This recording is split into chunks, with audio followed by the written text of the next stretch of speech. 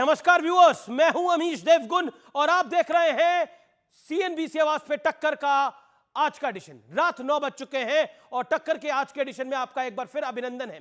अरविंद केजरीवाल ने दिल्ली के मुख्यमंत्री पद से इस्तीफा दे दिया और इसके साथ ही विधायक दल की नेता चुनी गई आतिशी मार्लेना ने भी उपराज्यपाल के सामने सरकार बनाने का दावा पेश कर दिया। लेकिन जिसके बाद बीजेपी और कांग्रेस ने आतिशी के परिवार पर सवाल उठाए।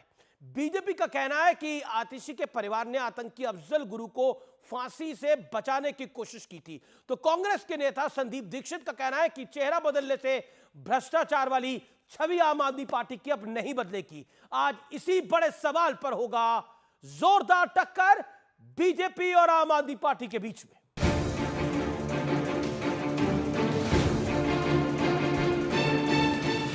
दिल्ली के नए सीएम का सस्पेंस अब खत्म हो गया है। केजरीवाल के इस्तीफे के बाद अब आतिशी दिल्ली की नई मुख्यमंत्री होंगी, लेकिन उनका नाम सामने आते ही सियासी घमासान छिड़ गया है। आतिशी का पूरा नाम तो बता दो आप। आगे कोई मार्क्स और लेनिन से जुड़ा हुआ नाम भी इनका है।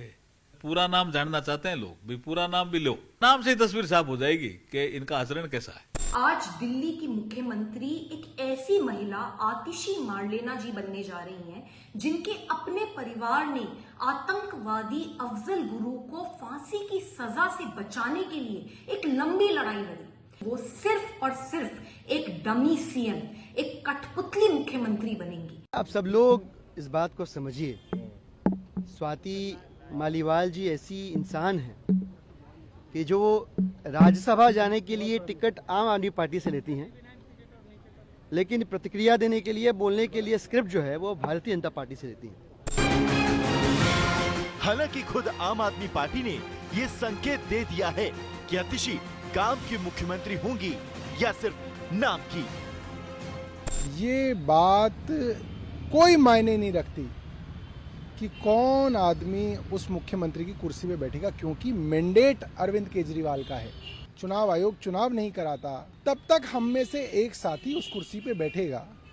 ऐसे बैठेगा जैसे भरत भगवान राम के सिंहासन पे खुद ना बैठ के उनकी खड़ाव रख के जो है शासन चलाते थे, ऐसा है। राम तो गए थे राक्षसों के नाश के लिए, तब भरत ने खड़ाऊ रखा था। ये तो जेल गए थे भ्रष्टाचार के लिए। दिल्ली में केजरीवाल की सियासत पर खुद इंडिया गठबंधन में शामिल कांग्रेस भी सवाल उठा रही है। दिल्ली में तो कोई फर्क नहीं पड़ेगा, क्योंकि सरकार वही है, इनके काम करने का तरीका वही है। सत्ता का हस्तांतरण नहीं होगा, ये शेयर्स का हस्तांतरण होगा। ये तो कभी भगत सिंह बन जाते हैं, परसों तरसों सुना माता सीता से अपनी तुलना कर रहे थे। ये क्या करेंगे? शराब की बोतलें लटका के कहेंगे मैं केजरीवाल बनना चाहता हूं। केजरीवाल जी आपको ठीक लगते हैं? अरविंद केजरीवाल मेरे ठीक लगने से क्या होगा? जो दिल्ली की जनता है उनको जो है वो डिसाइड करना है कि किस तरह के लोग जो है हमारी दिल्ली को जो है वो खोखला कर रहे हैं, बेजान कर रहे हैं, तो उस हिसाब से वो लोग अपना डिसाइड करेंगे।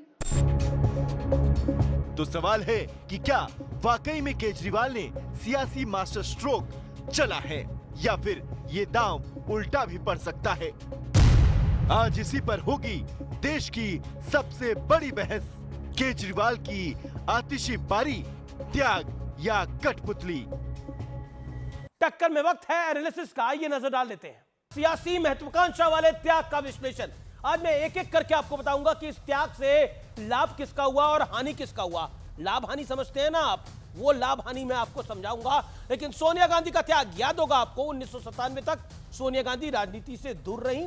सितंबर 1996 में सीताराम केसरी सोनिया गांधी की कृपा से ही अध्यक्ष बने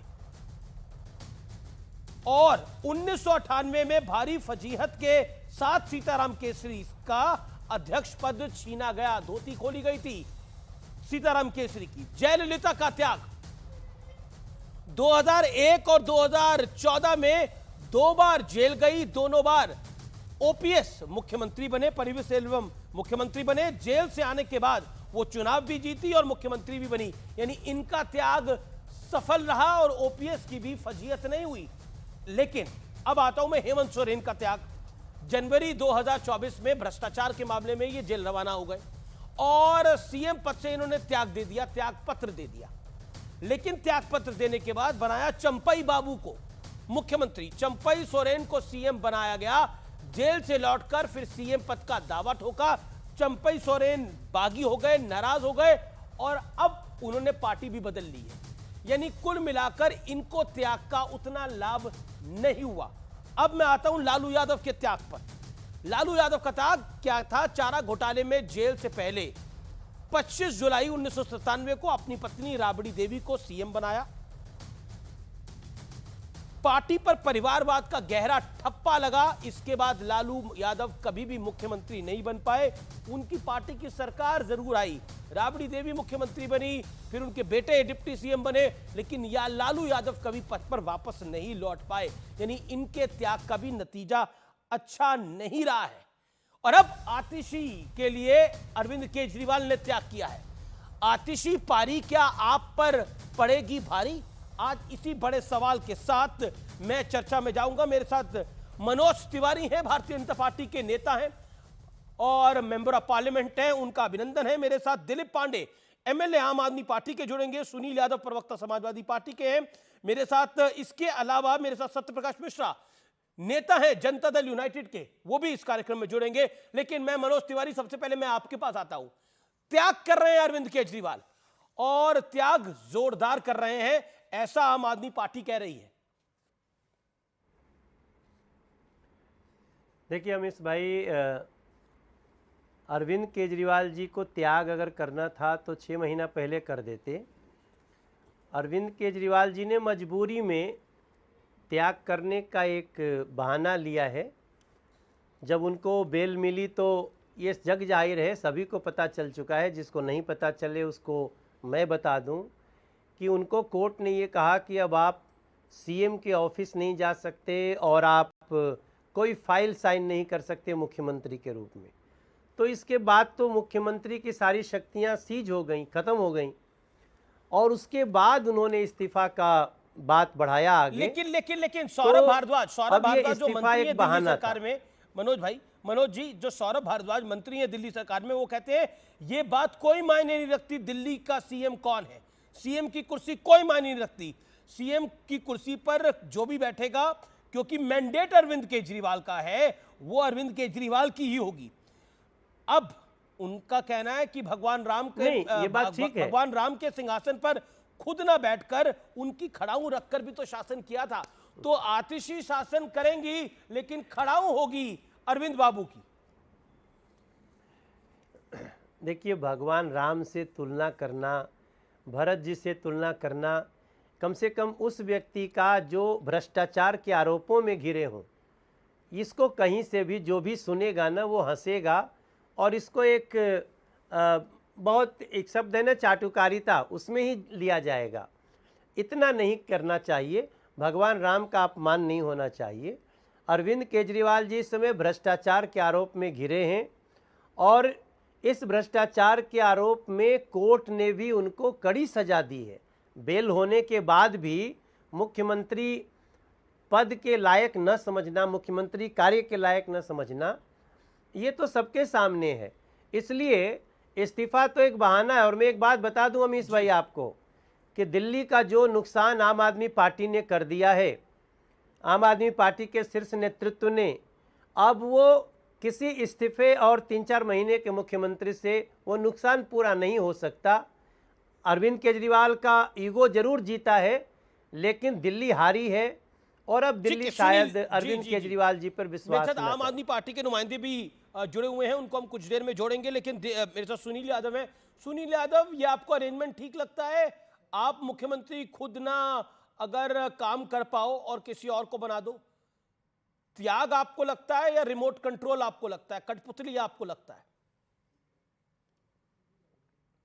देखिए अमीश भाई, क्योंकि आतिशी जी को मुख्यमंत्री बनना है, अभी पार्टी के विधायक दल ने तय किया है, लेकिन जब वो संविधान की शपथ ले कल अखिलेश जी हमारे कार्यक्रम में आतिशी जी को मिले थे और उन्होंने तो कल ही बधाई दे दी थी उनको। ठीक बात है, अगर कल बधाई दे दी तो उस बात को भी आप कह रहे हैं, वो भी देश के सामने जा रहा है। लेकिन आज जब वो विधायक दल की नेता चुन ली गई और ये तय हो गया कि उनको शपथ लेना है, तो हम भी आपके कार्यक्रम के माध्यम से उनको बधाई देते हैं और दिल्ली की जनता को भी बधाई देते हैं कि तीसरी महिला मुख्यमंत्री दिल्ली की जनता को मिलने जा रही हैं। शीला दीक्षित जी दिल्ली के लिए उन्होंने बहुत काम किया है, सुषमा स्वराज जी ने भी दिल्ली पर काम किया है और ये तीसरी महिला मुख्यमंत्री होंगी जो हमें उम्मीद है और हम शुभकामनाएं देते हैं कि वो सशक्त मुख्यमंत्री साबित लेकिन हों। चलिए आप बधाई तो दे रहे हैं, लेकिन आप ये भी कार्यक्रम में बधाई देंगे कि जी। लंबे अरसे तक मुख्यमंत्री रहे या 2-3 महीने तक मुख्यमंत्री रहे? सुनील यादव, इस प्रश्न का भी मैंने जवाब तो दे दीजिए। सशक्त मुख्यमंत्री की बात कही है। नहीं, मैंने कहा सशक्त मुख्यमंत्री साबित हों। एक नहीं, आपको और लग मैं रहा आपके है कार्यक्रम में सशक्त एक बात मुख्यमंत्री कह रहा सामने हूं। होंगी, साबित होंगी, क्योंकि उन्हीं की सरकार के मंत्री सौरभ भारद्वाज कह रहे हैं, आतिशी खुद कह रही है कि मुख्यमंत्री तो अरविंद केजरीवाल ही है, मैं तो बस पद पे हूं बस। अब आप सोचिए। देखिए अमीश भाई, मैं आपके कार्यक्रम में इस बात को बिल्कुल स्पष्ट कर सकता हूं कि हम लोग इंडिया गठबंधन के हिस्सा हैं, लेकिन हम केवल एक अनुरोध करेंगे आम आदमी पार्टी के जो भी नेता ये कह रहे हैं कि खड़ाऊं रख करके राज कर लेंगे, ये संविधान का अपमान है।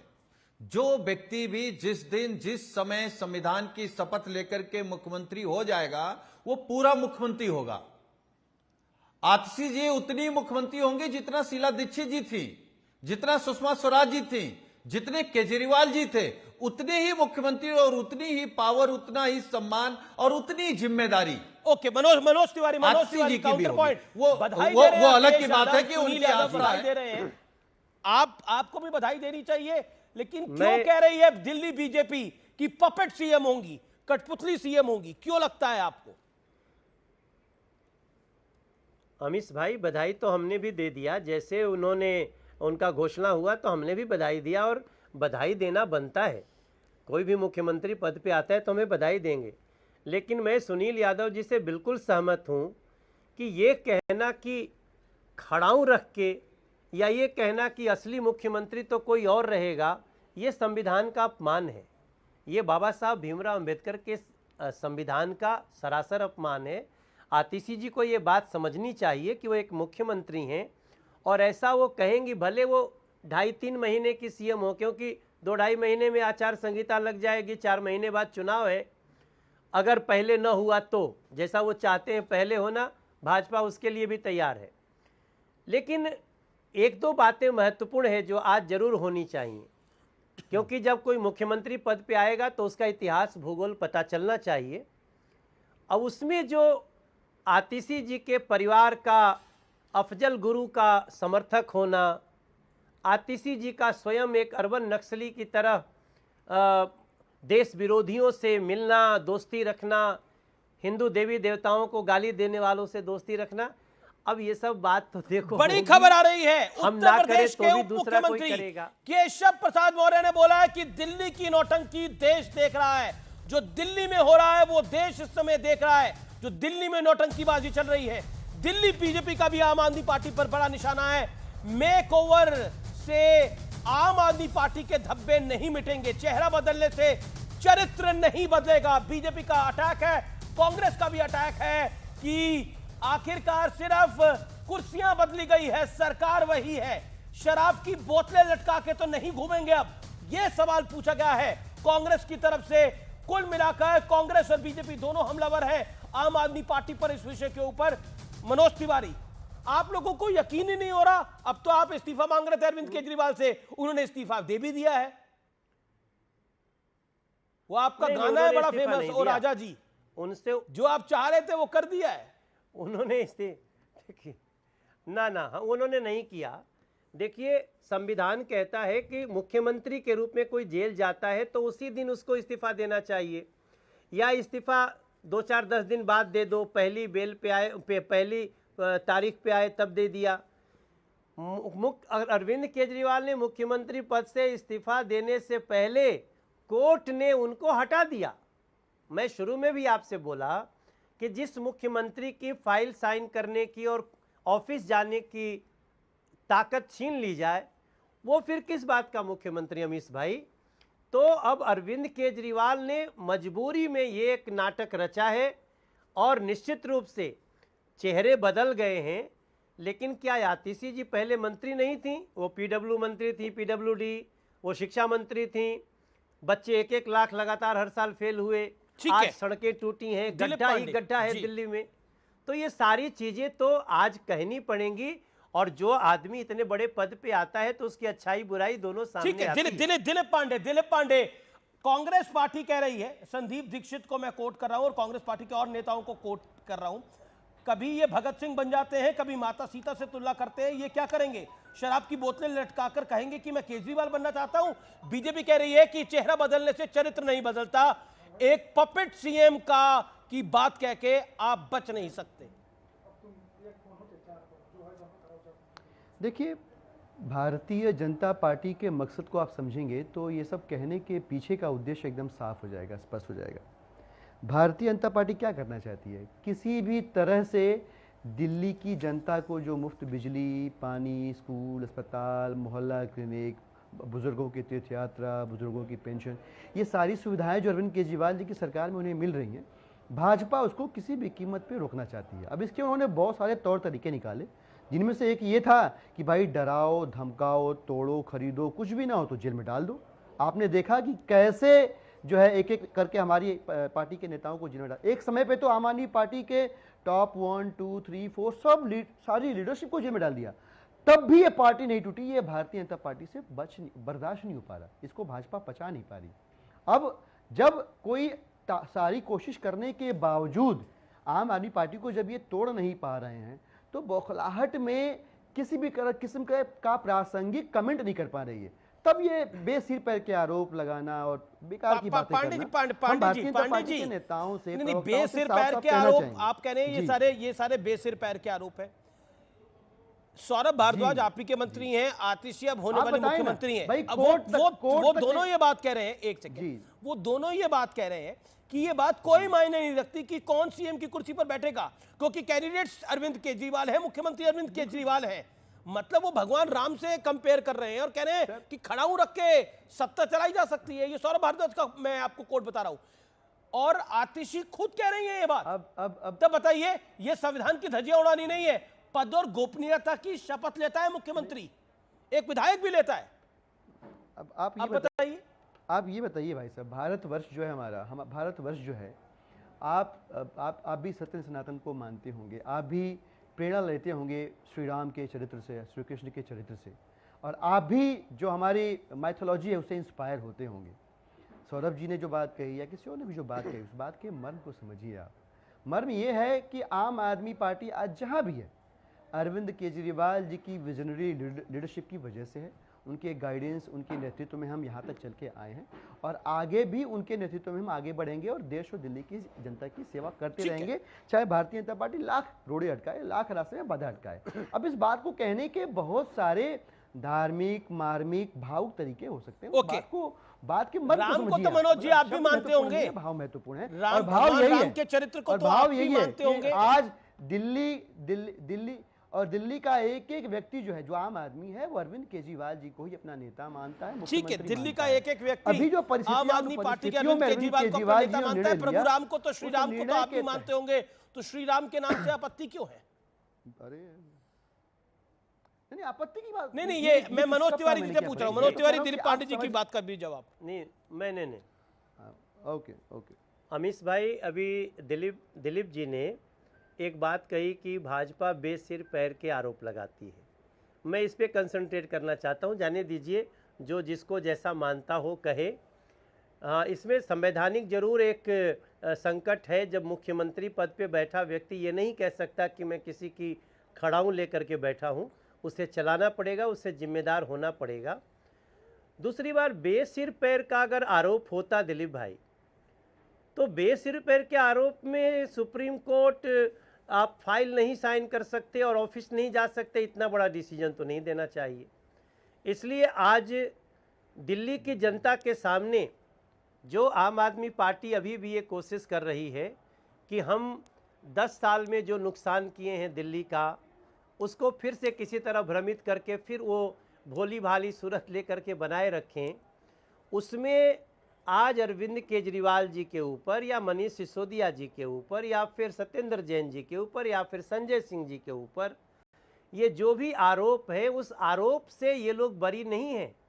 थोड़े समय के लिए बेल हुई है और सुप्रीम कोर्ट का ये अधिकार छीन लेना कि आप साइन नहीं कर सकते, आप ऑफिस नहीं जा सकते, इसके बाद भी ये कहना कि ये बेसिर पैर की बात है, मैं समझता हूँ इसका सुधार होना चाहिए।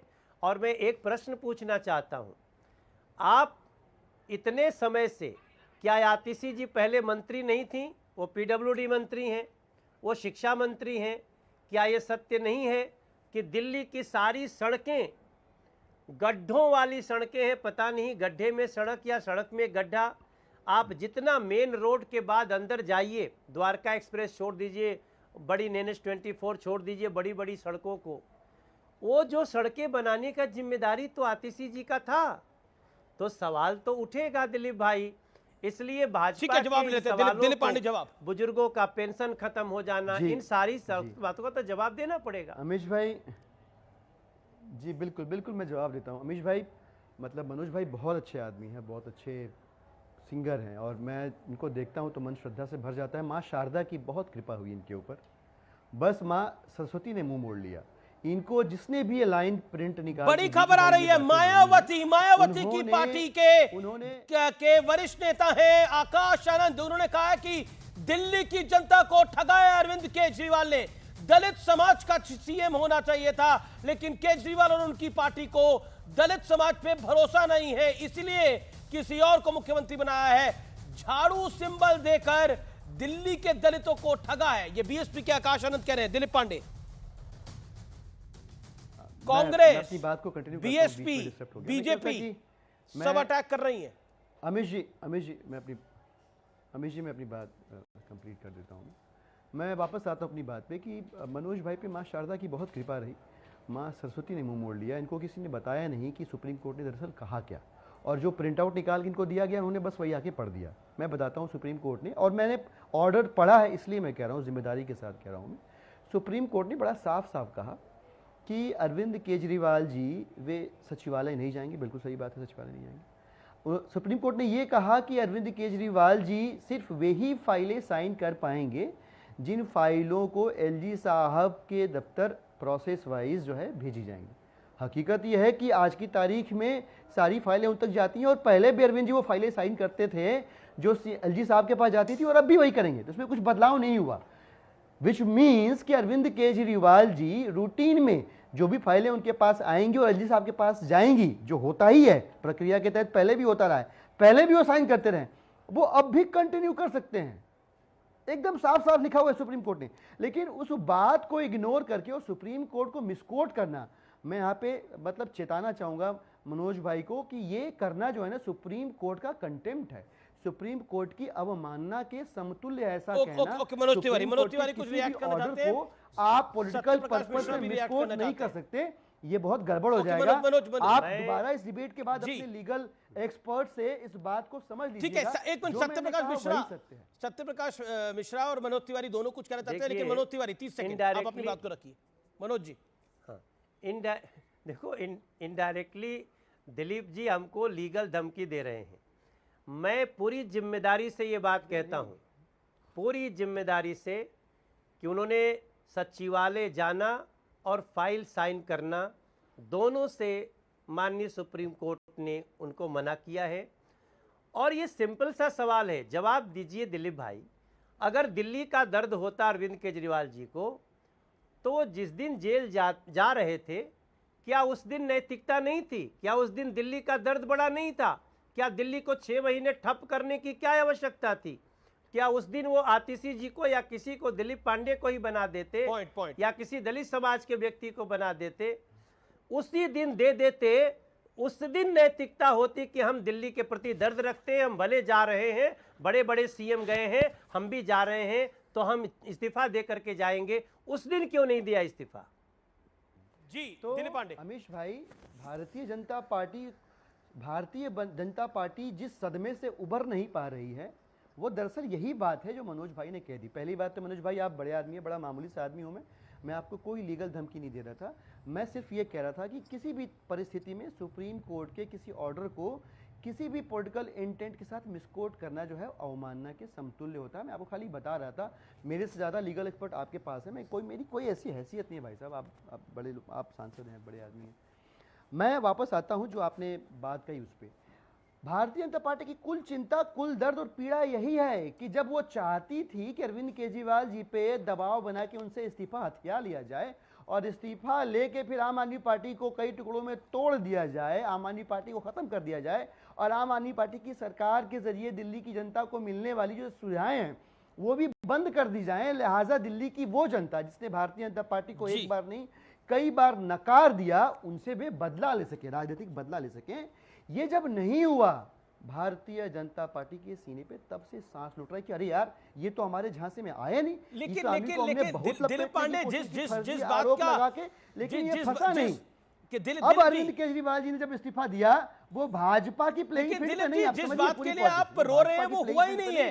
6 महीने अरविंद केजरीवाल जेल में रहे। बीजेपी एनडीए ने अरविंद केजरीवाल की पार्टी को तोड़ने का अगर प्रयास किया होता तो टूट जाती, लेकिन कुछ नहीं हुआ। आपने मुख्यमंत्री तब नहीं बनाया, अब आपने बदला। ये तो आपकी पार्टी का मामला है ना, पॉइंट नंबर 1। लेकिन यहां पर सत्यप्रकाश मिश्रा भी है। एक सेकंड, सत्य जी भी कुछ कहना चाहते हैं। सत्यप्रकाश मिश्रा, काफी देर से आप वेट कर रहे हैं। पहले तो दिलीप पांडे जी ने एक सफेद झूठ टेलीविजन चैनल पर कहा कि सुप्रीम कोर्ट को मैंने पढ़ा है, वो फाइलें साइन कर सकते हैं। ये सफेद झूठ है। चूंकि केजरीवाल जी की पार्टी टूटी ना टूटी वो मतलब नहीं है, वो जो भाजपा पे आरोप लगा रहे हैं। केजरीवाल जी की पार्टी मूल्यों से टूट गई, नैतिकता के पतन में सारे रास्ते तोड़ दिए, कोई चीज बचा नहीं। एक मुख्यमंत्री भारत में पहला इतिहास बना जिस पे चार्ज है, संगीन भ्रष्टाचार के गहरे मामले चल रहे हैं, वो इस्तीफा नहीं दे रहा है।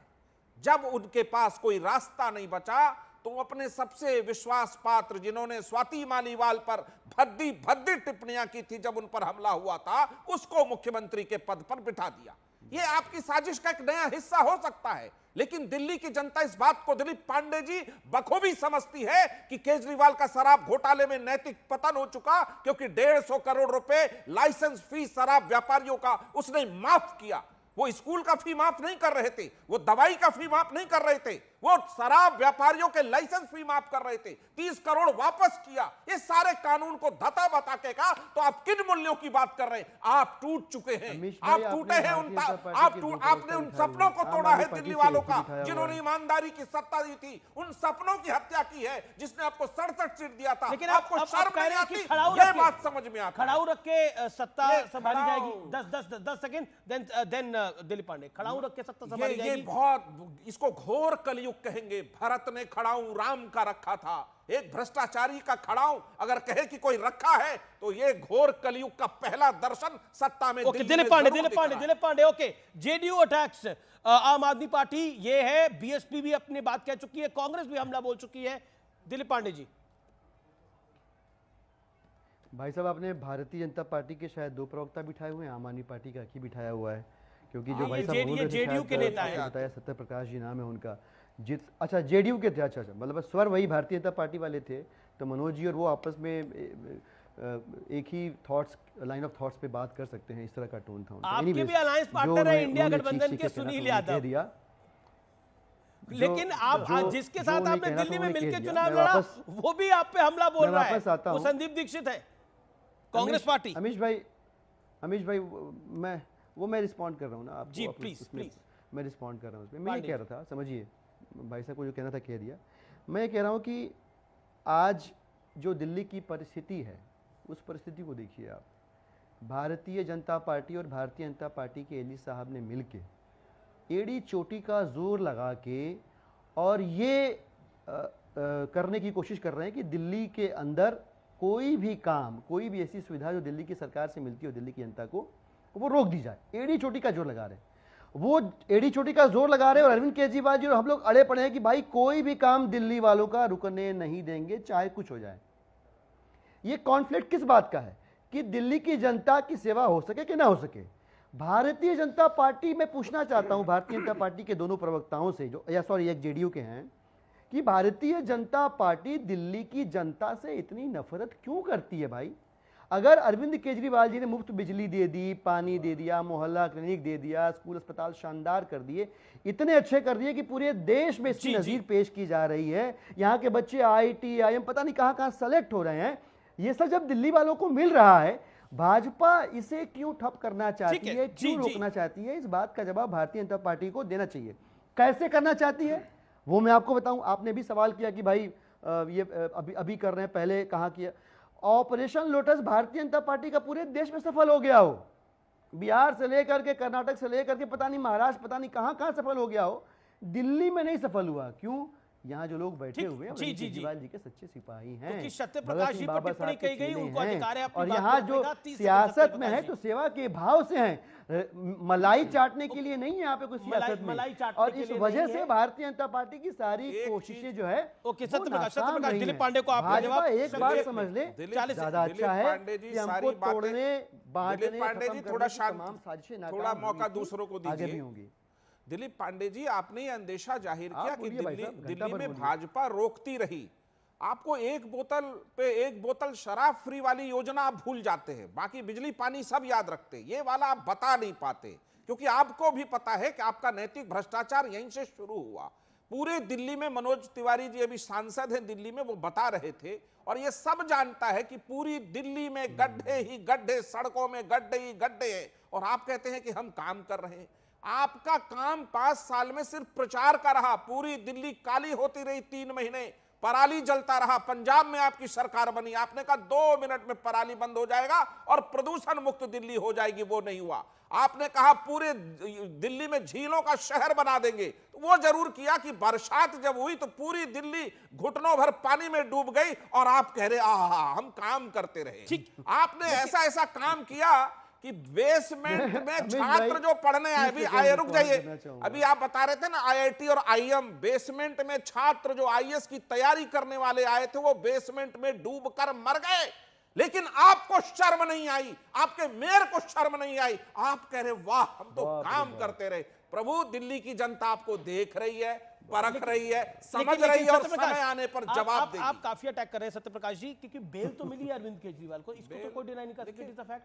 बेल मिलना वो कोर्ट का एक प्रोसीजर है, लेकिन बेल मिलना अपराध से मुक्त होने जैसा नहीं है। अच्छा, 1 मिनट, ये कह रहे थे कि 1 सप्ताह पहले पटाखा बैन करेंगे, और ऑर्डर आया दिल्ली में पटाखा बैन रहेगा, केजरीवाल छूटा, वो बैन कहां हवा हो गया था? दिलीप पांडे जी, पटाखे चले, पटाखे जलाए। दिलीप पांडे जी, आपकी जुबान नहीं खुलेगी इस पर। ओके, देखिए, okay, Dilip Pandey, then Manoj Tiwari ji. Dilip Pandey.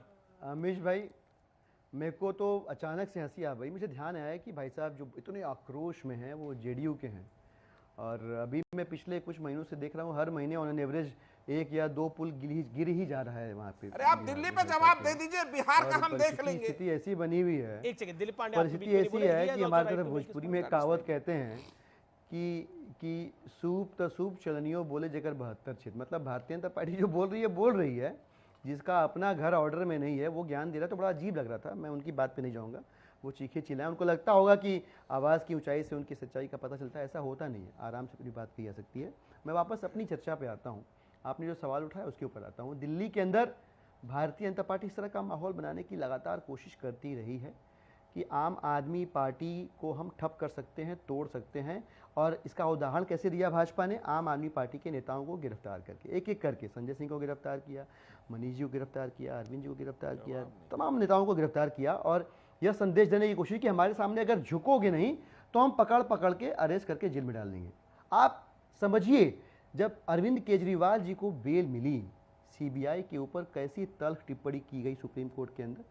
Bharatiya Janata party के इशारे पर ये तमाम संवैधानिक संस्थाएं पॉलिटिकल औजार के तौर पे काम करते करते उन्होंने अपनी धार कुंद कर ली, और इस बात का संज्ञान सुप्रीम कोर्ट लेता है। सोचिए, पूरे देश में भारतीय जनता पार्टी ने इस ऐसी संवैधानिक संस्थाओं को, जिनकी इज्जत हुआ करती थी कभी, उनकी इज्जत को मिट्टी में मिला दिया। क्यों? सिर्फ अपने राजनीतिक हित को साधने के लिए। क्यों? सिर्फ अपने राजनीतिक अहंकार को साधने के लिए कि यार अरविंद केजरीवाल कैसे झुका नहीं, आम आदमी पार्टी कैसे टूटी नहीं, कैसे हमारी तमाम कोशिशों के बावजूद अरविंद केजरीवाल के विधायक दिल्ली के लिए काम कर कैसे पा रहे हैं। भाई, ये भाजपा से बर्दाश्त। मनोज, हम फिर से कहते हैं, अभी भी कोशिश, अगर हिम्मत बाकी है कोशिश कर लो। मनोज दिल्ली तिवारी वालों और की कोशिश सेवा चलती करिए, रहेगी, ये बिजली, आम आदमी पानी, पार्टी है, फूल, टूटने पताल, वाली नहीं है। वो मोहल्ला कहते हैं ना, ये क्लिनिक, फेविकोल जो का भी जोड़ है, सेवाएं ये सुविधाएं मिलती टूटने रही वाला हैं, नहीं है। अरविंद आम आदमी केजरीवाल जी पार्टी के कहती है लीडरशिप ये में आम दिल्ली आदमी वालों को पार्टी है, ये सेवाएं टूटने वाली मिलती नहीं है। रहेंगी। मनोज तिवारी, मनोज तिवारी बोलिए। मनोज तिवारी का लगता है ऑडियो हमारे तक नहीं आ पा रहा। ओके मनोज तिवारी, हम दोबारा आपसे संपर्क साधने की कोशिश करेंगे। आपका ऑडियो नहीं आ पा रहा अभी, मैं दोबारा संपर्क साधने की कोशिश करूंगा। सत्य प्रकाश मिश्रा 30 सेकंड में जवाब। देखिए, दिलीप पांडे जी ने उसका जवाब नहीं दिया जो हमने सवाल उठाया। दिलीप पांडे पहुंच गए कि बिहार में कोई पुल गिर गया। अरे आपके यहाँ जो गिरा तो हुआ था। है, मैं इससे इनकार नहीं करता, हमने उसको स्वीकार किया और उस पर जांच चल रही है, उस पर कार्रवाई एक नहीं, हुई है। 2-3 गिरे हैं। बिल्कुल हम स्वीकार करते हैं उस बात को, हम उससे भाग नहीं रहे। लेकिन मनोज तिवारी जी के यहाँ अगर छात्र बेसमेंट में पानी में बारिश के और नाली के पानी में मर गए, इसमें दिलीप मंडल जी ने जवाब नहीं दिया। दिलीप पांडे जो भी हैं उन्होंने जवाब नहीं दिया। उन्होंने उस बात का जवाब नहीं दिया कि दिल्ली में हाई कोर्ट को यह कहना पड़ा कि एमसीडी के स्कूल्स में कब बटेंगे किताब, क्यों नहीं केजरीवाल साइन कर रहे थे? अभी साइन पे झूठ बोल रहे थे ना, उनको दस्तखत करने का इजाजत नहीं था, तो स्कूल में किताबें नहीं बटी। शिक्षा की व्यवस्था जो वो बहुत दावा करते हैं वो चरमराई रही। एक सुंदर सा सवाल कि हवा पानी जो कि ईश्वर ने दिया है वो दिल्ली में दूषित हो गई, वो दिल्ली में मिल नहीं रहा, हवा काली हो गई, प्रदूषित हो गई, और एक के साथ एक बोतल दिल्ली में दारू शुद्ध रूप में अरविंद केजरीवाल जी ने बांटने की कोशिश की। इस पर कोई जवाब नहीं। दिलीप पांडे बोलते नहीं इस पर ये। ओके दिलीप पांडे, दिल्ली की जनता का तो नुकसान हुआ ना जब 6 महीने अरविंद केजरीवाल जेल में थे। इसको तो डिनाई नहीं किया जा सकता। फिर ये बिहार पहुंच जाएंगे। दिलीप जी एक सेकंड।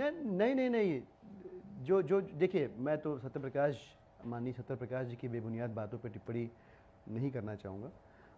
मतलब कुछ भी कह रहे हैं, उनकी मर्जी है कहें।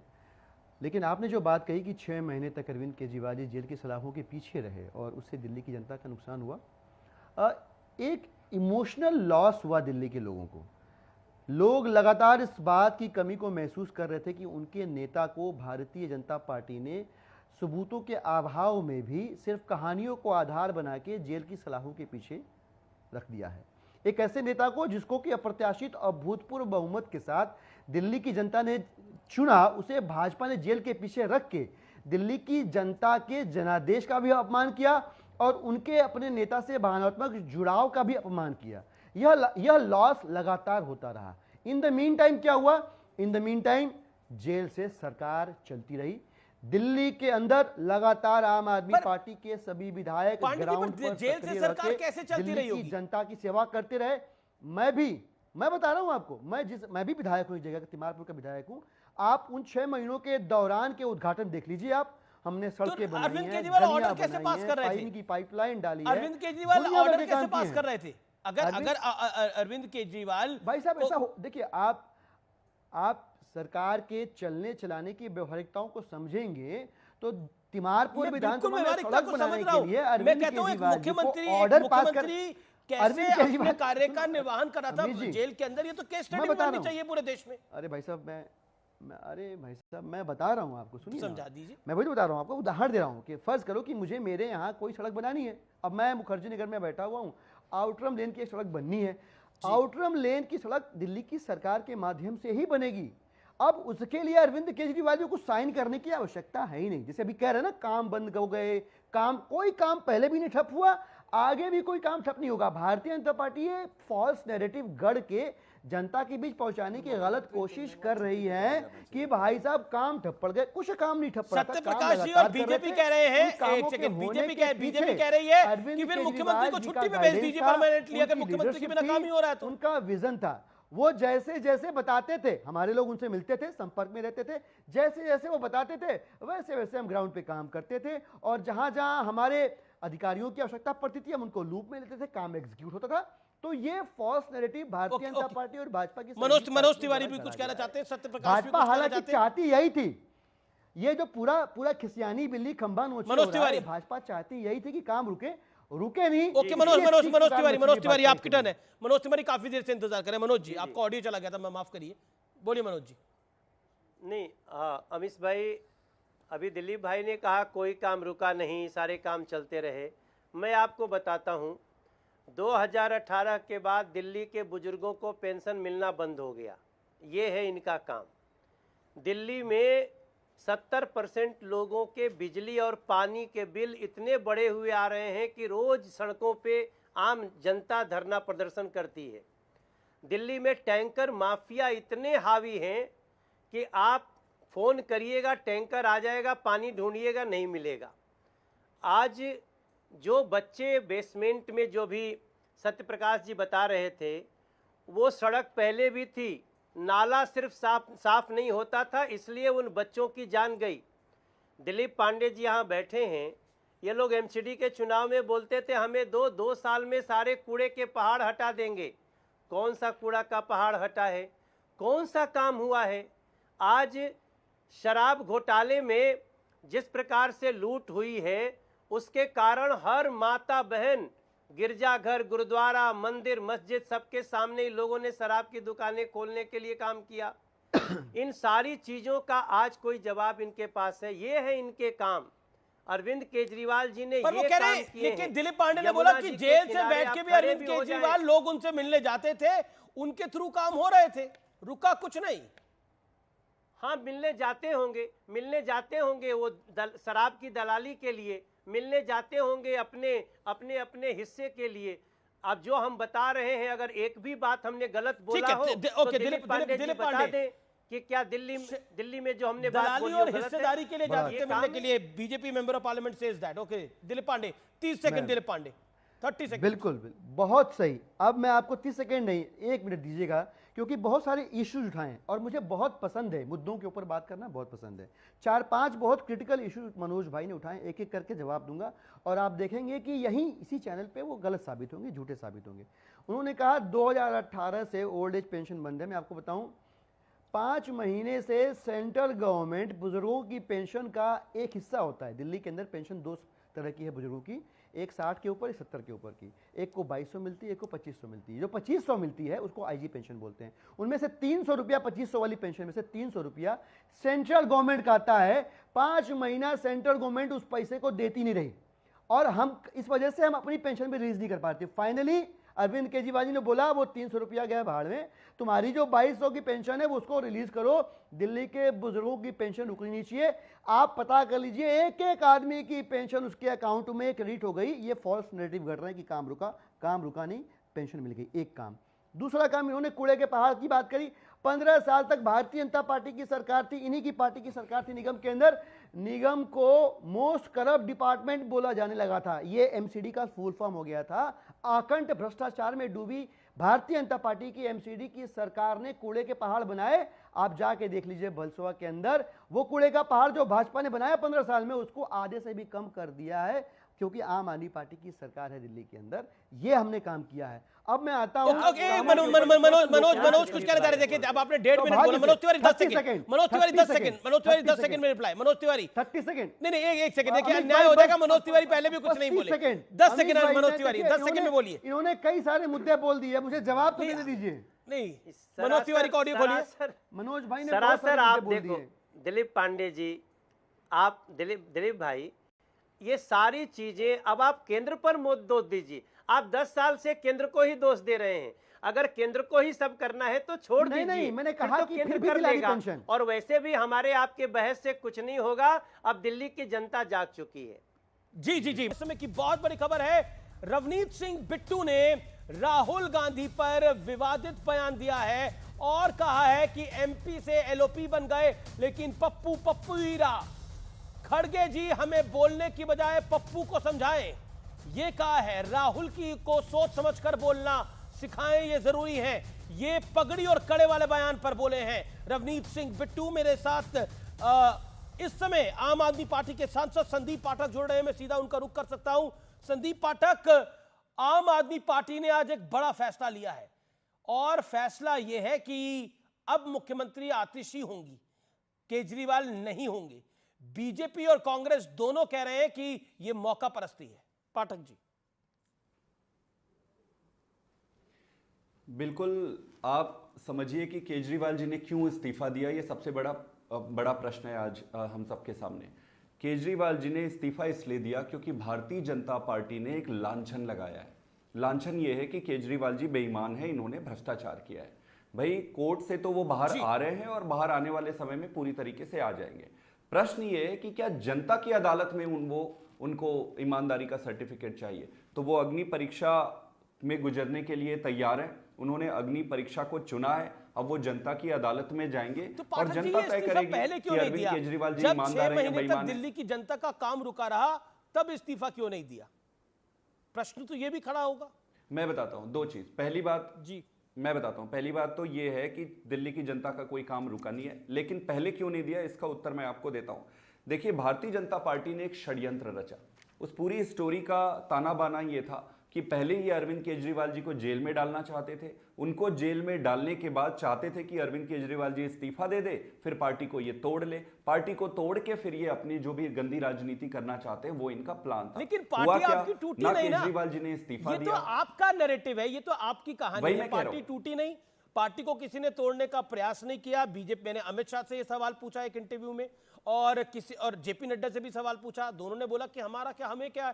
तो और पार्टी आपकी 6 महीने में नहीं टूटी, लेकिन आप तो 5 साल से कह रहे हैं कि पार्टी तोड़ने का विचार है, पार्टी तोड़ने का विचार है, लेकिन आपकी पार्टी तो नहीं टूटी। आप अभी भी मुख्यमंत्री आप ही की पार्टी का है। आपको क्या लगता है कि चोर कभी ये कहता है कि हाँ मैं चोरी करके आया हूं या चोरी करने जा रहा हूं? आप पिछले कई सालों से या कई महीनों में देख सकते हैं भारतीय जनता पार्टी राज्य दर राज्य, राज्य दर राज्य, राज्य दर राज्य उनका मॉडस ऑपरेंडी क्या रहा है। वो जहां चुनाव जीतते हैं वहां तो ठीक, जहां चुनाव हार जाते हैं वहां वो चुनाव को तोड़कर भ्रष्ट प्रैक्टिस करके उसको जीतने की कोशिश करते हैं। इसमें कोई नई बात नहीं है, ये देश को बताने की जरूरत नहीं है। मैं आपको बताने की कोशिश ये कर रहा था कि हमने एक स्टैंड लिया था कि भाई तुम्हारे दबाव में, तुम्हारे षड्यंत्र में आकर हम जेल में रेजिग्नेशन नहीं करेंगे। ये संविधान को और प्रजातांत्रिक मूल्यों को बचाने की एक प्रक्रिया थी। आज अरविंद केजरीवाल जी ने एक दिशा दिखाया है बाकी के सारे चीफ मिनिस्टर्स को। अगर भारतीय जनता पार्टी षड्यंत्र करके आपको जेल में डालती है तो बिल्कुल रिजाइन नहीं देना है, इनसे संघर्ष करना है। जेल से आने के बाद अपनी शर्तों पर, अपनी मूल्यों के आधार पर केजरीवाल जी ने रेजिग्नेशन दिया है। भाजपा के षड्यंत्र में फंस के रिजाइन नहीं दिया। बोला कि चोर कभी नहीं कहता कि उसने चोरी करी है, तो सवाल ये आपसे भी होगा, आपकी पार्टी से भी होगा, भ्रष्टाचारी कब कहता है कि उसने भ्रष्टाचार किया है? लालू यादव तो कन्विक्ट होने के बाद नहीं बोले कि मैंने भ्रष्टाचार किया है। कहां बोलेंगे लालू यादव, तेजस्वी यादव थोड़ी बोलेंगे कि भ्रष्टाचार हुआ था, लालू जी जेल गए, इसीलिए कोई नहीं कहता। इसीलिए संदीप जी, इसीलिए हम कह रहे हैं कि हम कानून की अदालत में तो है ही है, कानून हमें धीरे धीरे बरी कर रहा है। आप देख रहे हैं हम जनता की अदालत में भी जा रहे हैं। हमारा सर्टिफिकेट, ईमानदारी का सर्टिफिकेट जनता देगी। इसमें दिक्कत क्या है? मुझे लगता है भारतीय इतिहास में और पूरे विश्व के इतिहास में ये पहली बार ऐसा होगा कि कोई व्यक्ति ये कह रहा है कि भाई अगर मैं ईमानदार हूं, अगर आपको लगता है कि मैं ईमानदार हूं तो मुझे वोट दे देना, अगर आपको लगता है कि मैं बेईमान हूं या ईमानदार नहीं हूं तो मुझे वोट मत देना। ये कांग्रेस राजनीतिक जिसके साथ आप लोगों ने मिलकर चुनाव लड़ा दिल्ली के अंदर, वो कांग्रेस पार्टी भी आपको भ्रष्टाचारी कह रहे हैं, नौटंकीबाज है, ड्रामेबाज है, और यही सब करते हैं ये लोग। ये कांग्रेस पार्टी कह रही है। संदीप जी, आपकी सहयोगी जिसके साथ 2 महीने पहले थे। इंपॉर्टेंट जनता, देखिए इंपॉर्टेंट, देखो ये सारी चीजें कहते 10 साल से ये कह रहे हैं, इसका कोई फर्क नहीं पड़ता। कोई 0 सीट आता है, कोई 2-3 सीट आती है। जनता इंपॉर्टेंट है। हम जनता की अदालत में जा रहे हैं, जनता तय करेगी। पर अभी 2024 में भी तो गए जनता की अदालत में, जिसमें अलायंस के बावजूद सातों की सातों सीटें मोदी को मिली, बीजेपी को मिली। संदीप जी, विधानसभा चुनाव में क्या होता है ये आपको मालूम है? भारतीय जनता पार्टी ने पिछली बार अपनी, Amit Shah ji door to door करने पे उतर आए थे, उसके बाद भी इनका सिंगल डिजिट पे हो गए। मेरा आप सबमिशन समझिए।